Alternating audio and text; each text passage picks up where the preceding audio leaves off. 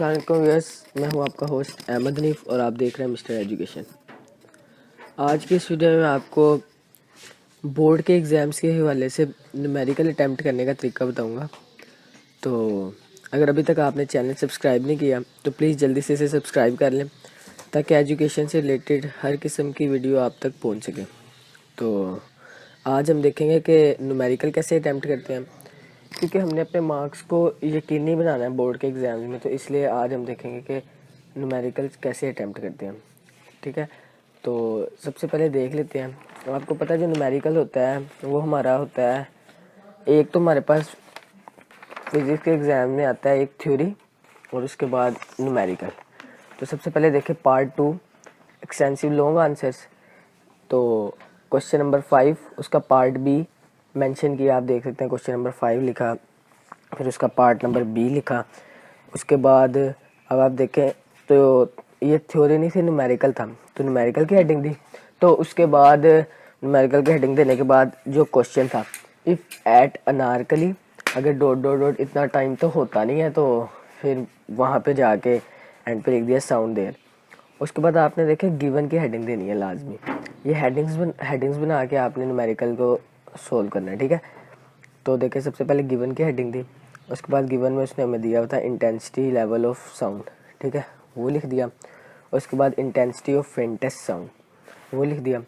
तो उसके बाद ये लिखने के बाद ये तो उसने हमें डाटा दिया था, अब उसके बाद हमने जो फाइंड आउट करना है वो लिखना है।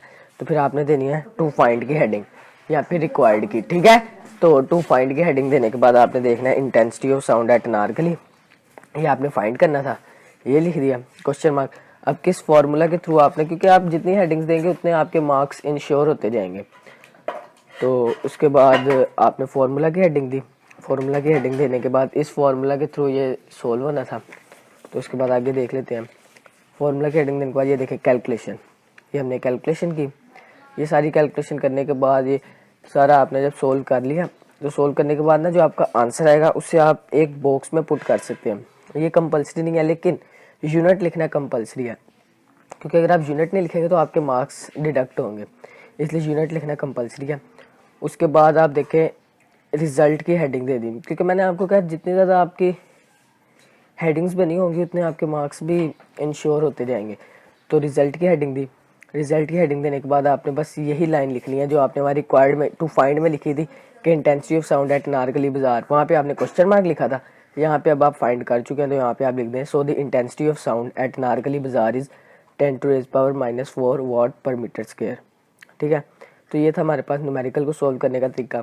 आप हर न्यूमेरिकल को इस तरह ही सोल्व करेंगे तो आपको आपके मार्क्स वो काट ही नहीं सकता। और आप ये देखें, आप यहाँ से अंडरलाइन भी कर सकते हैं, ऐसे ये देखें मैंने अंडरलाइन नहीं किया, अब आप चाहें तो अंडरलाइन कर सकते हैं। ठीक है, तो उसके बाद ये देखें, ये जो मैंने हेडिंग्स दी है गिवन टू फाइंड, इसके साथ साथ ही मैंने अंडरलाइन करता रहूँ, क्योंकि इतना टाइम नहीं होता, आपको भी पता है, तो इसलिए साथ साथ अंडरलाइन करते रहें।